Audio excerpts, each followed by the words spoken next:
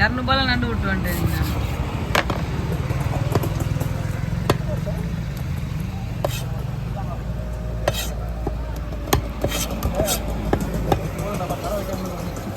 போதா மேடம்?